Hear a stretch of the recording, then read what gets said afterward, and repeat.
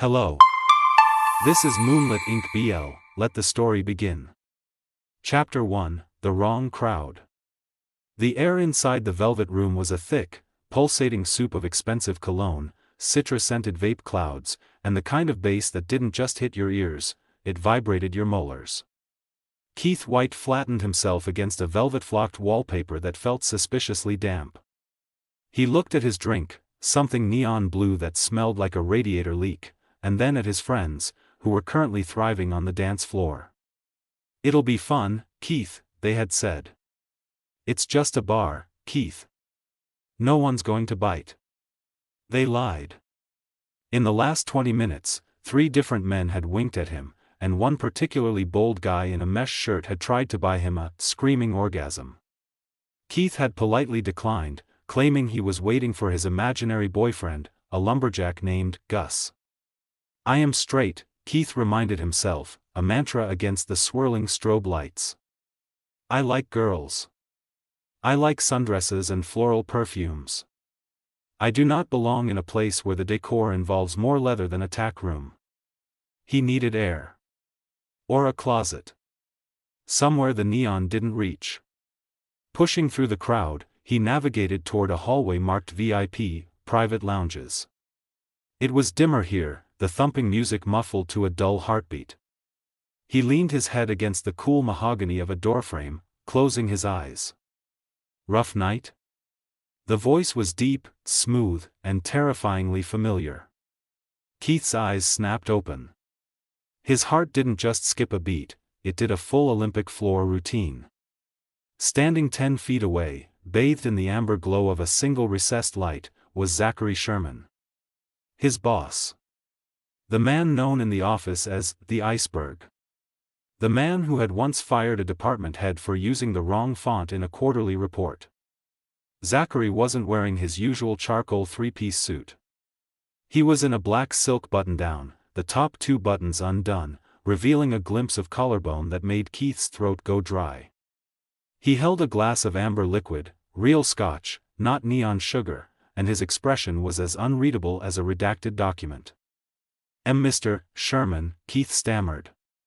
His first instinct was to hide the blue drink behind his back, but he ended up splashing some on his shoe. I didn't, you're here." Zachary didn't move. He just watched Keith, his dark eyes tracking the way Keith was sweating through his polo shirt. He began to walk forward, his polished shoes silent on the carpet. Each step felt like a countdown. "He's going to fire me," Keith thought, his mind racing through the company handbook. Is there a clause about being caught in a gay bar with neon blue liquid? Am I representing the company poorly? Does he think I'm stalking him? Zachary stopped 3 inches from Keith's personal bubble. He was taller than he seemed behind a desk. He smelled like cedarwood and something dangerously magnetic. "I didn't take you for the type to frequent these places, Keith," Zachary said. His voice was a low vibration. "I'm not. I mean, I'm here with friends." It was a mistake. A total misunderstanding of the venue's demographic, Keith blurted out. "I'm straight. Totally straight. I've dated women. Many women. Well, a normal amount of women." Zachary's gaze dropped to Keith's lips for a fraction of a second before returning to his eyes. A small, almost imperceptible smirk tugged at the corner of his mouth. "You're over-explaining, Keith. It makes you look guilty." "Guilty of what?" "Being somewhere you don't belong." Zachary stepped even closer, pinning Keith against the doorframe without even touching him. He leaned down, whispering near Keith's ear, "Or perhaps, you're exactly where you've wanted to be all along." Keith couldn't breathe. His brain was shouting, "I'm straight," but his body was betraying him, his skin prickling with a heat that had nothing to do with the club's ventilation. "I should go," Keith whispered, though he didn't move an inch. "You should," Zachary agreed, his voice dark and honey-slow. "But we both know you won't. See me in my office Monday morning, 8 a.m. sharp. Don't be late." Zachary turned and walked back into the shadows of the VIP lounge, leaving Keith alone in the hall, his heart hammering a rhythm that perfectly matched the bass of the club. For the first time in his life, Keith wasn't sure if he was telling the truth about being straight. And he was absolutely terrified of Monday morning. Chapter 2, The Monday After. Monday morning arrived with the subtlety of a car crash. Keith hadn't slept, he'd spent 48 hours dissecting every micro-expression Zachary Sherman had made. By 7:45 a.m., Keith was standing in the office kitchenette, staring blankly at the espresso machine as it hissed. It was just a bar, he told himself, adjusting his tie for the 10th time. He's a professional. I'm a professional. We'll just pretend it never happened. The Velvet Room? Never heard of it. I was home reading a book about tractors. Something straight. He checked his reflection in the chrome surface of the toaster. He looked pale. His eyes were bloodshot from a weekend spent scrolling through his own Instagram feed, looking at old photos of himself with his ex-girlfriend, Sarah, as if they were evidence in a court case. See? I'm holding a woman's hand. I am a heterosexual man who likes sports and grilling. 7:59 a.m. Keith stood before the heavy frosted glass doors of the executive suite. He took a breath, smoothed his hair, and knocked. Come in. The voice was just as deep as it had been in the club, but the silkiness was replaced by a sharp, metallic edge. Zachary sat behind a desk of polished obsidian, framed by the floor-to-ceiling windows of the 40th floor. The morning sun hit the sharp lines of his jaw, making him look less like a man and more like a statue carved from something expensive and cold. He was back in the three-piece suit, navy blue, perfectly tailored, intimidating. Close the door, Keith. Sit. Keith obeyed, his knees feeling like they were made of jelly. He sat on the edge of the leather chair, clutching his notepad like a shield. Mr. Sherman, about Friday night. I wanted to clarify.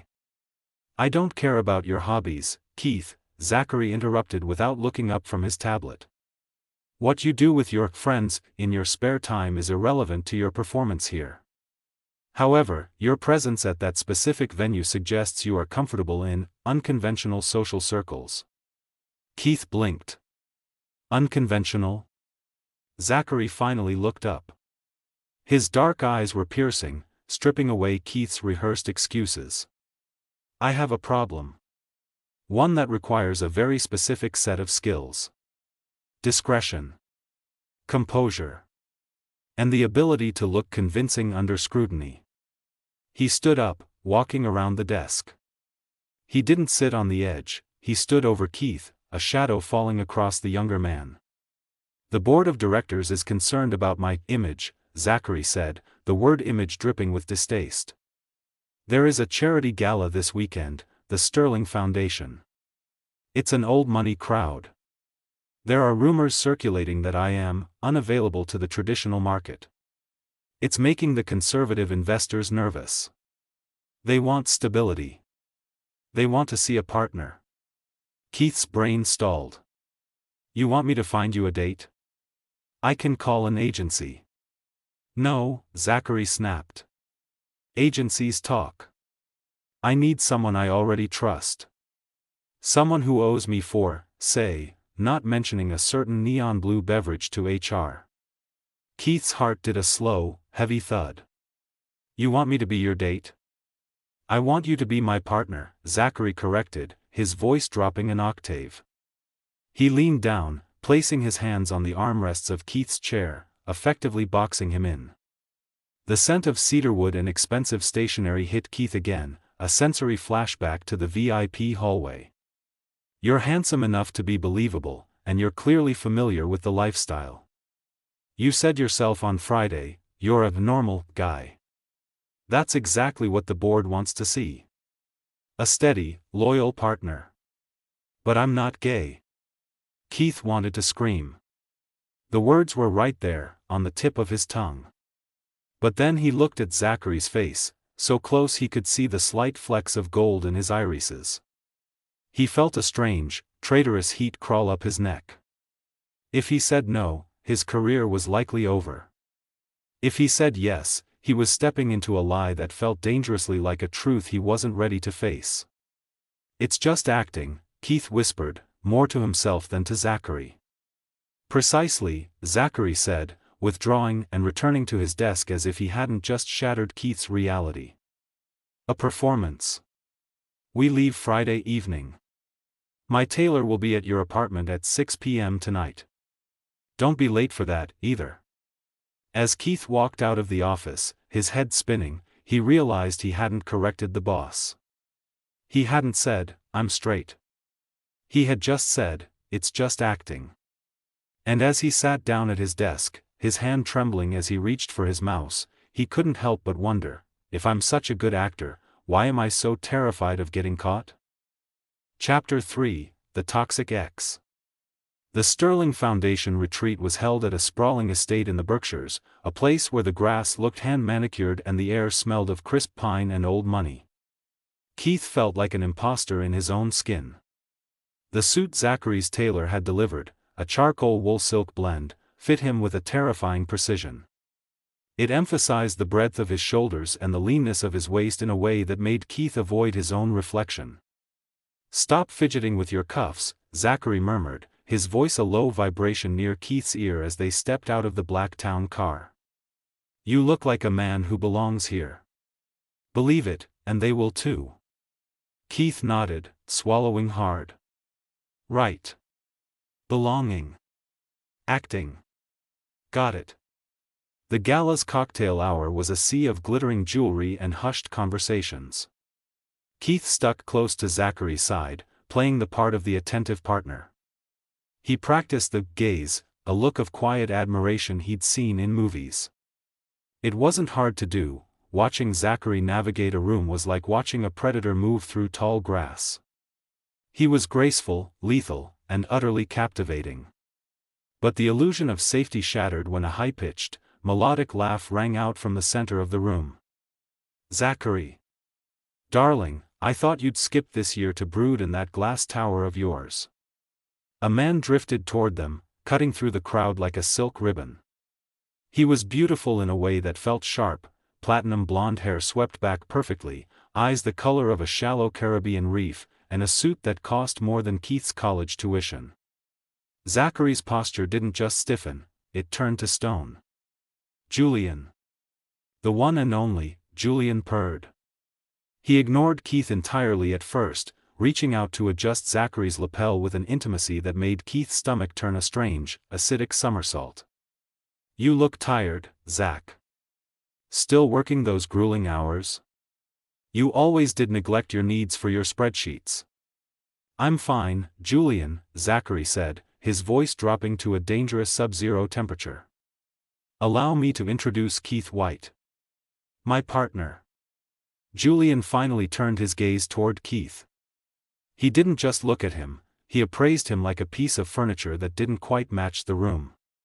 His smile was razor-thin. "Partner?" Julian let the word hang in the air, dripping with skepticism.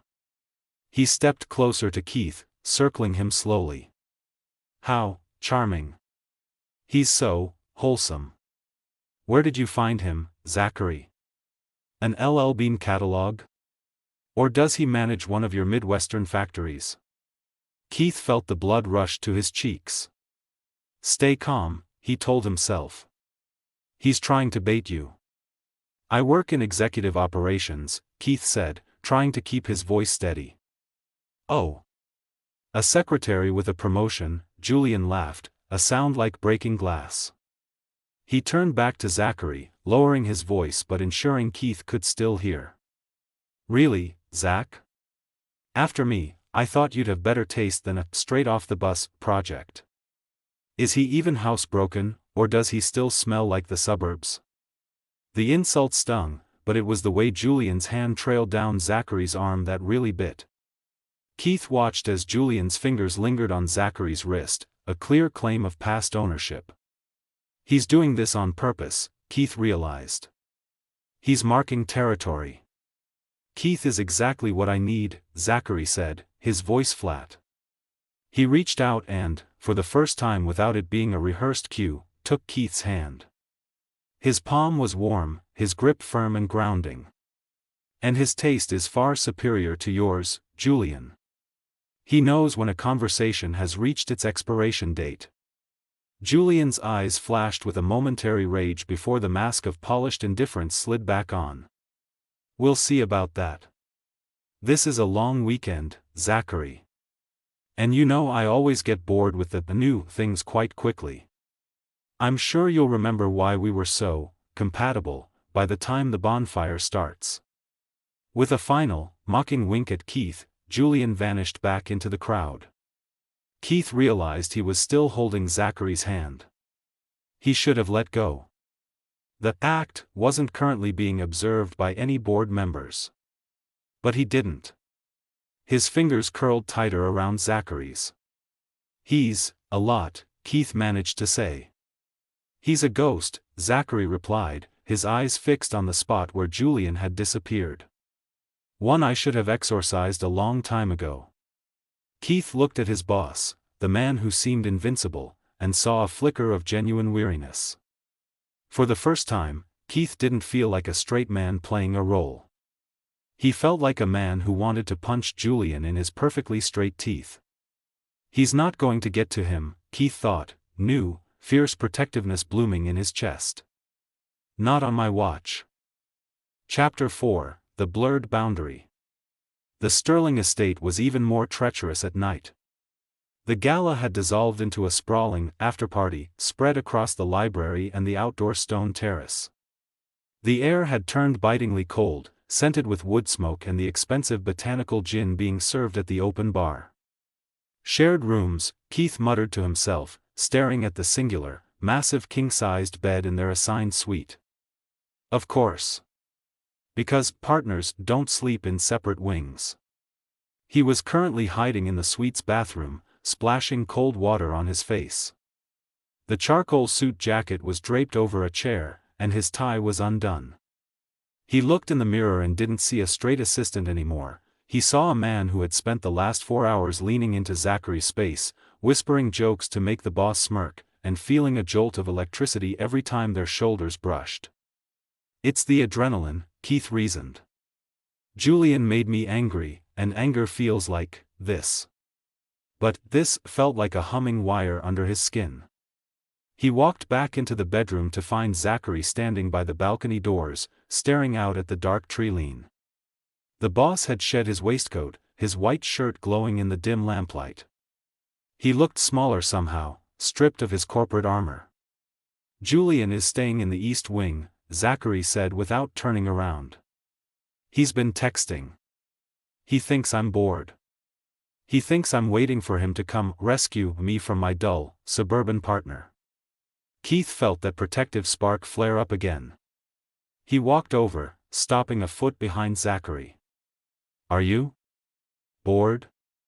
Zachary turned. The shadows of the room played across the hollows of his cheeks. I haven't been bored since I saw you standing in that hallway at the Velvet Room with a blue drink in your hand, looking like a deer caught in high beams. He stepped closer. The rehearsed distance they usually kept vanished. You've been a very good actor today, Keith. The board was impressed. Even the most cynical investors think we've been together for a year. I did my homework, Keith said, his voice coming out breathier than he intended. Did you? Zachary's hand rose, his thumb grazing the line of Keith's jaw. It was a slow, deliberate movement. The way you looked at me during dinner, the way you laughed at my terrible joke about the hedge funds, was that in the script? Keith's heart hammered against his ribs like a trapped bird. He should have stepped back. He should have cracked a joke about his straight sensibilities. But the air between them was thick, charged with the kind of tension that makes a man forget his own name. I'm a fast learner, Keith whispered. Zachary's gaze dropped to Keith's mouth. For a second, the world stood still. The wind rattled the balcony glass, but inside, it was silent. Zachary leaned in, his forehead almost touching Keith's. You're dangerous, Keith White. You don't even realize how much power you're holding right now." Before Keith could ask what that meant, a sharp, rhythmic pounding echoed from the suite's main door. "Zachary. Darling, open up. I know you're not actually sleeping. I brought the vintage, the stuff we had in Paris."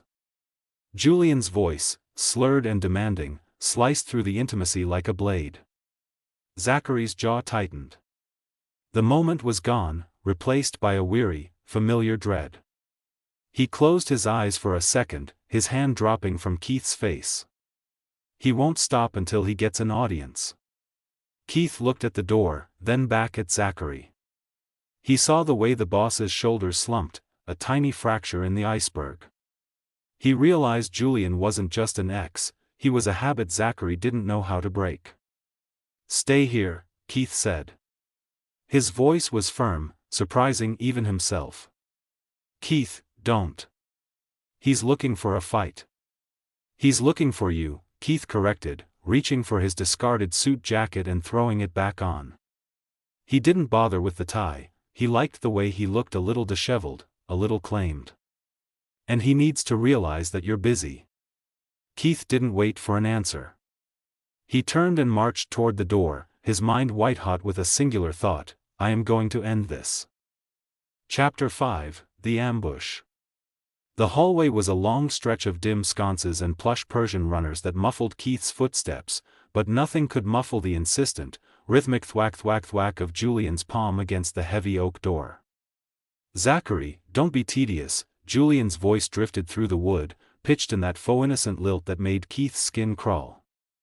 "I saw the way you looked at me during the toast. You're dying for a real conversation. Open up before I start telling the neighbors about that summer in Santorini." Keith reached the handle. His palms were damp, and his heart was performing a frantic staccato against his ribs. "I'm an assistant," he thought. "I'm a straight guy from the suburbs who likes beer and football." But as he gripped the brass lever, a different thought took over: no. I'm the man currently standing between Zachary and a predator. He pulled the door open. Julian was leaning against the opposite wall, a half-empty bottle of Cristal dangling from one hand and two crystal flutes held precariously in the other. He looked disheveled in a way that was calculated to be effortlessly sexy, his shirt unbuttoned halfway down his chest, his blonde hair tousled. He was smiling, but the smile died the second he saw Keith instead of Zachary. "Oh," Julian sneered, his eyes flicking over Keith's rumpled shirt and missing tie. "The help is still awake. Where's the master of the house? Is he hiding under the covers?" "Mr. Sherman is resting," Keith said. He forced his voice to drop into a lower, steadier register. He stepped out into the hallway, closing the door behind him just enough so Julian couldn't see inside, but not locking himself out. "And it's nearly 1 in the morning. I think you've had enough Paris nostalgia for one night." Julian laughed, a sharp, ugly sound that echoed in the quiet corridor. He took a step forward, invading Keith's space. He smelled like expensive grapes and desperation. "Listen to you. You've been in his bed for 5 minutes and you think you've earned a seat at the table. You're a distraction, Keith. A palate cleanser. Zachary likes his little, ordinary flings when he's stressed, but he always comes back to the caviar." Julian reached out, trying to push past Keith toward the door handle. "Move aside. I have things to discuss with him that you wouldn't understand. Private things." Keith didn't budge. He planted his feet, his shoulder blocking Julian's path. "He doesn't want to see you, Julian. He doesn't know what he wants until I remind him," Julian hissed, his composure finally cracking. He tried to shove Keith, but Keith was broader, solid from years of casual gym sessions and a much more grounded reality. "I think he knows exactly what he wants," Keith said, his voice dropping to a dangerous whisper. He leaned in, mirroring the way Zachary had boxed him in earlier. "He wants a partner who doesn't treat him like a trophy or a bank account. He wants someone who doesn't have to get drunk and haunt hallways to get his attention. And mostly, He wants you to go back to the East Wing and stop making a fool of yourself. Julian's face contorted. For a second, Keith thought the other man might throw the champagne bottle. You think you're so special? You're a gimmick. He's using you to fool the board. Maybe, Keith countered, his inner monologue screaming, is this really me saying this? But even if this is a game, I'm the one he's playing it with. Not you. You're not even on the board anymore, Julian. You're just background noise. Julian's jaw worked silently, his eyes darting to the closed door and back to Keith's cold, unwavering stare. He realized, perhaps for the first time, that the boring assistant had teeth. Fine, Julian spat, pulling his silk blazer straight with trembling hands. Keep your little office pet, Zachary. Let's see how long he lasts when the acting gets old.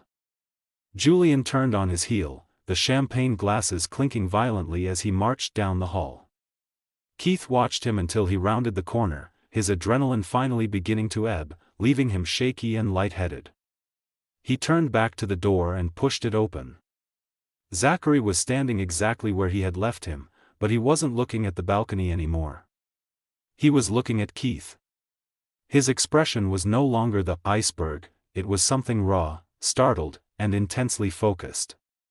Background noise? Zachary quoted softly. Keith flushed a deep, hot crimson. I didn't know you were listening. I heard every word, Zachary said, walking toward him. The power dynamic in the room had shifted. The air wasn't just heavy anymore, it was combustible. Chapter 6, The Rescue. The silence in the suite was no longer the heavy, suffocating kind. It was electric, buzzing with the aftershocks of Keith's confrontation with Julian. Keith stood by the door, his chest heaving slightly, his knuckles still white from gripping the handle. He felt like he had just stepped out of a skin that didn't fit, only to find something much more vibrant underneath. Zachary crossed the room with a slow, predatory grace. He stopped just a foot away, his eyes scanning Keith's face as if searching for a fracture in his resolve. You handled him with more ruthlessness than I've managed in 3 years, Zachary said. His voice was a low, rough velvet. Where did that come from, Keith? I thought you were the straight-off-the-bus project. Keith laughed, a short, breathless sound. I think I just realized I don't like people touching what isn't theirs. The words hung in the air, bold and dangerous. What isn't theirs? Keith's inner monologue was screaming, reminding him that he was supposed to be a spectator in this world, a temporary hire for a weekend charade. But his body wasn't listening. His heart was hammering a truth his brain hadn't signed off on yet: he wasn't protecting a boss. He was protecting his man. And am I yours? Zachary asked. He reached out, his hand sliding behind Keith's neck, his thumb tracing the sensitive skin just below the ear. Keith's breath hitched. For the weekend, right? That was the deal. The deal was a performance, Zachary whispered, leaning in until their noses brushed. The scent of cedar and expensive scotch was intoxicating. But you aren't acting anymore. Your heart is racing so hard I can see it through your shirt. And you're looking at me the way you've been looking at me since Friday night. I told you. I'm straight, Keith whispered, though the words felt like a foreign language. Are you? Zachary's lips were inches from his. Because I've spent my life reading people, Keith. I see the way you track me in the office. I see the way you flushed when I touched your suit. You aren't gay or straight right now. You're just here. With me. Zachary closed the distance. The kiss wasn't the tentative, polite thing Keith might have imagined. It was a collision. It tasted of salt and heat and years of repressed tension. Keith's hands, which had been awkward and unsure all weekend, found their home in the thick silk of Zachary's hair and the firm muscle of his shoulders. Oh, Keith thought, a sudden, blinding clarity washing over him. This is why the girls never felt like this. It wasn't about labels. It was about the way Zachary's hands felt like they were claiming every inch of his soul. It was the way the iceberg was melting against him, making desperate, soft sounds into his mouth. They moved blindly toward the bed, the acting long forgotten. Zachary pushed the charcoal jacket off Keith's shoulders, his hands never losing contact with skin. When they hit the mattress, the cool silk sheets were a sharp contrast to the feverish heat of their bodies. "Keith," Zachary groaned, pinning him down, his eyes dark with something that looked suspiciously like devotion. "If we do this, there's no going back to Mr. Sherman on Monday." Keith reached up, pulling Zachary down by his collar, his eyes fierce. "Good. I'm tired of that guy anyway." In the quiet of the Berkshires, far from the neon lights of the bar where it started, Keith finally stopped running from the mistake. As he pulled Zachary closer, he realized he wasn't losing himself, he was finally being found. Thanks for listening. If you enjoyed the story, please like and subscribe to help the channel grow. Now, let's get to the final chapter. Chapter 7, The Morning Truth. The morning sun filtered through the heavy velvet curtains in pale, dusty shafts of gold. Keith woke slowly, the weight of the last 48 hours settling into his bones, not as a burden, but as a warm, humming glow. He didn't need to open his eyes to know where he was. The scent of cedarwood was embedded in the pillowcase, and the steady, rhythmic warmth of Zachary's chest against his back was the most grounding thing he had ever felt. I'm an assistant who slept with his boss, Keith thought, waiting for the wave of panic or straight guilt to hit him. He waited for the urge to bolt, to make an excuse about a midlife crisis. But the only thing he felt was a profound sense of relief. It was like a puzzle piece he'd been trying to force into the wrong board for 25 years had finally clicked into its rightful place. Zachary stirred, his arm tightening around Keith's waist, pulling him back against his heat. "You're overthinking again," Zachary's voice was a gravelly morning rumble. "I can hear your brain whirring from here." Keith turned in the circle of Zachary's arms, blinking up at him. Without the gel and the glare, Zachary looked younger, softer. "I was just thinking about the straight thing," Keith admitted, a small smile playing on his lips. "I think I might have been remarkably unobservant about myself." Zachary's eyes softened, a thumb tracing the line of Keith's lower lip. "Self-discovery is rarely a linear process, Keith. Especially when you're busy being the reliable one for everyone else." Their peace was shattered by a sharp, rhythmic rapping at the door, not the frantic pounding of a drunk Julian, but the clipped, professional knock of a house steward. "Mr. Sherman? Your car is being pulled around. And Mr. Julian Vance is waiting in the foyer. He insists on speaking with you before your departure." The air in the room chilled instantly. Zachary's jaw set, the corporate mask sliding back into place. "Tell him I'll be down in 10 minutes. "Wait," Keith said, sitting up and reaching for his discarded shirt. "Don't go down there alone. He's going to try to use the scandal of us to get a foothold." "Let him try," Zachary said, his voice regaining its icy edge. "He has nothing left to threaten me with." 10 minutes later, they descended the grand staircase together. Julian was pacing the marble foyer, looking haggard in the unforgiving morning light. He looked up, his eyes immediately darting to the way Keith and Zachary stood, not with the stiff distance of a boss and employee, but with the subtle, synchronized lean of two people who had spent the night in each other's gravity. "Well," Julian sneered, though his voice lacked its usual bite. "I see the project is still here." "I'm surprised, Zachary. I thought you'd have regained your senses by sunrise. Do you have any idea how this looks? An executive and his secretary? The board will have a field day with the power dynamic alone." Keith stepped forward before Zachary could speak. He didn't feel like the victim of a power dynamic. He felt like the power himself. "The board is going to see a CEO who is stable, happy, and done with the drama of his past," Keith said, his voice echoing in the vast hall. "And as for how it looks? It looks like Zachary found someone who actually likes him for who he is, not for the name on the door. Julian turned to Zachary, desperation leaking through his polished exterior. Zach, please. You know he's just a phase. You know we're the same. We belong in this world. He's just an interloper. Zachary looked at Julian, really looked at him, with a calm, clinical detachment. You're right about one thing, Julian. Keith is an interloper. He broke into a life I thought was finished and showed me I was just living in a very expensive cage. Zachary reached out, taking Keith's hand and interlacing their fingers in plain view of the staff and the lingering guests. The car is here, Zachary said to Julian as if he were a minor inconvenience. I suggest you take the next one. We have a company to run. As they walked out into the crisp mountain air, Julian's protests fading behind them, Keith felt a surge of adrenaline. The mistake at the gay bar had led him here, to a life that was suddenly, terrifyingly, and beautifully unscripted. Chapter 8: The Executive Decision. The glass and steel of the Sherman Tower had always felt like a fortress to Keith, imposing, cold, and strictly hierarchical.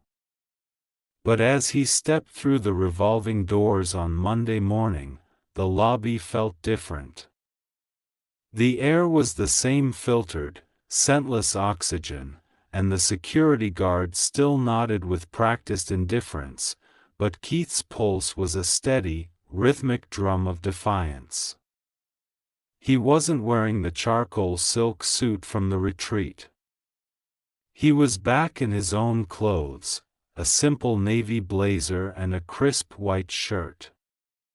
He felt more like himself, yet entirely new. This is the part where the movie ends, Keith thought, adjusting his laptop bag. But in real life, this is where the HR meetings and the whispers start. He took the elevator to the 40th floor. When the doors slid open, he expected the atmosphere to be heavy with gossip. Julian hadn't gone quietly. By Sunday night, several blind items had appeared on industry blogs about a certain tech mogul and his secretarial tryst.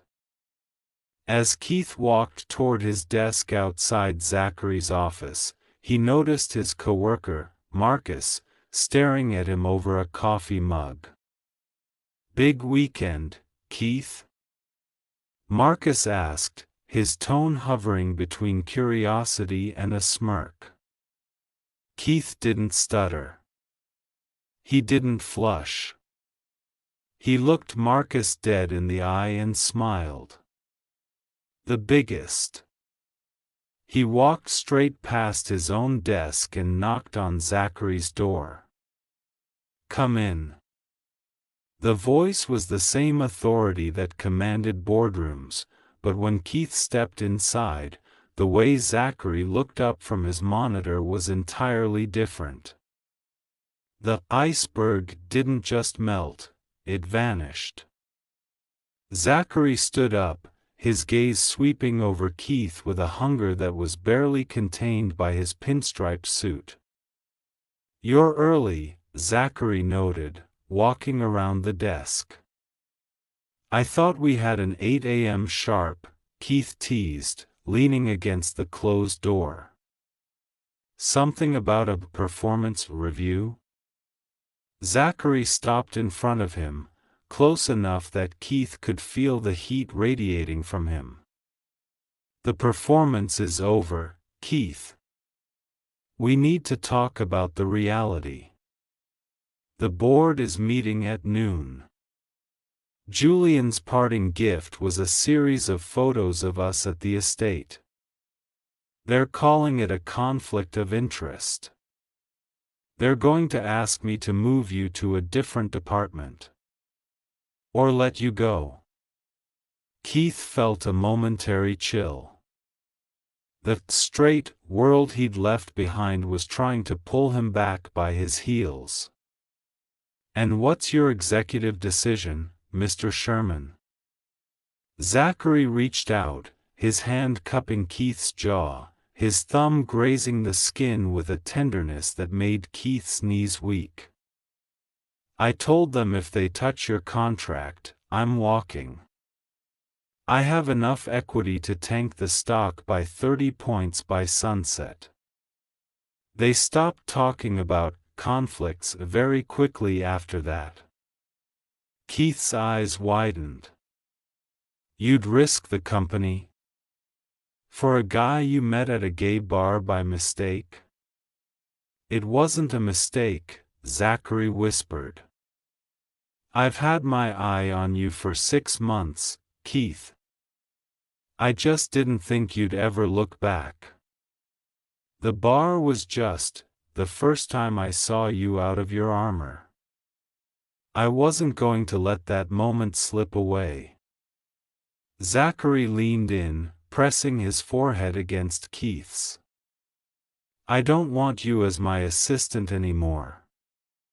I want you as my partner. In every sense.